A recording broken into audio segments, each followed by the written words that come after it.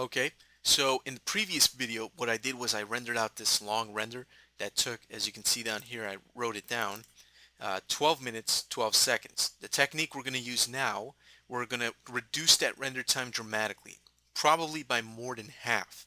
Okay, so let me show you how this technique works. It's pretty simple. We're going to render basically in two stages. In the first stage, we're going to go ahead and do like a little preview render. We're going to build the particle map, basically the Irradiance particle map. And in the second render, we're going to go ahead and take advantage of that map to render out a little bit faster. So this is what we're going to do. I'm going to lower the number of rays to something very, very low. Let's try something like 32 rays. That's very low. So it's going to render very fast. The reason I'm doing that is because 32 rays with indirect passes of 1 is going to render out much faster. See, the reason that our previous render took so long, it took 12 minutes, was because we were sampling 1,000 rays on the indirect pass. That obviously is going to slow things down immensely. So this time we're sampling 32 rays for the indirect pass, and that'll go by extremely fast in about a quarter of the time, if not faster. Okay? So that's what we're going to do. And we're going to make sure rebuild is turned on. We're not going to make any changes to the importance. Basically, the only change is going to be there to the rays.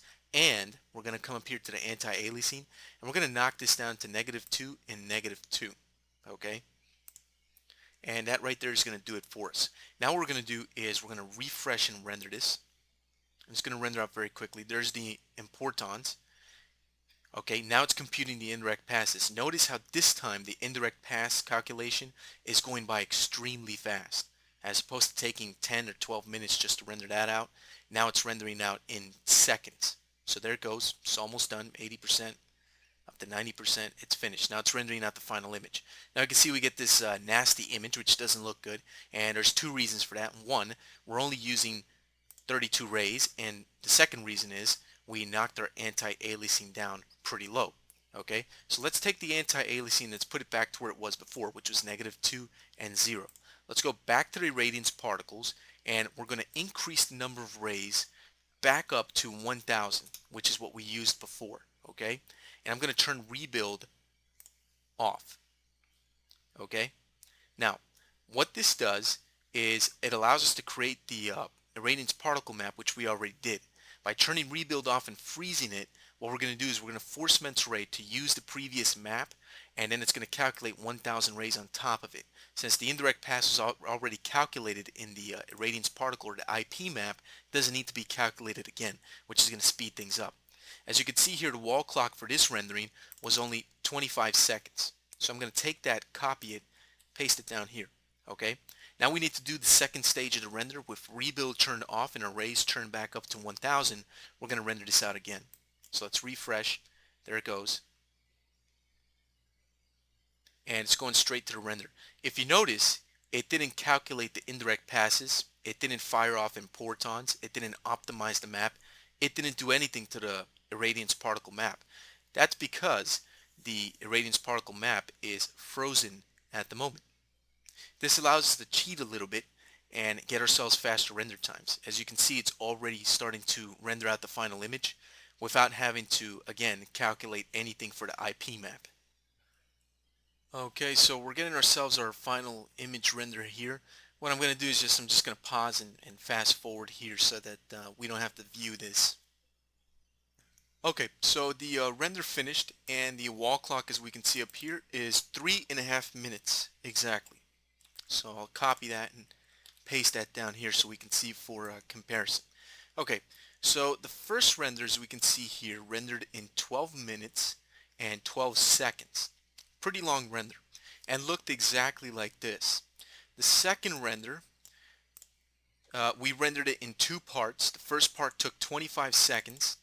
The second part took 3.5 minutes. If we add that together, it comes out to just under 4 minutes. So let's just round it off, and let's just say for the sake of argument it's about 4 minutes. So you could render the first way at 12 minutes, or you can render in about 4 minutes. 4 minutes, of course, being a third of the time it took to render the first image. So as you can see, using this little speed optimization trick, we were able to cut down rendering time by about a third. So we were able to render out more than in half the time, faster than in half the time, in a third of the time that it took to render the first image. That's a very significant improvement. That means if you were rendering out an image that was taking 3 hours to render, using this technique, you could easily cut that render time from 3 hours to just 1 hour. That's a huge render boost. Okay, this technique works extremely well for doing a rendered still, so it works very good for that.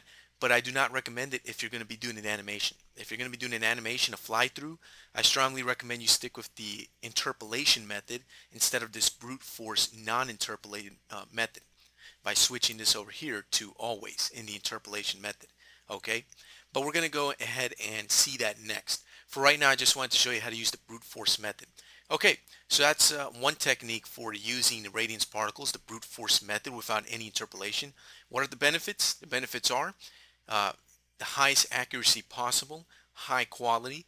The downside is long render times. Even with this optimization trick, render times are still going to be long for more complex scenes, so keep that in mind.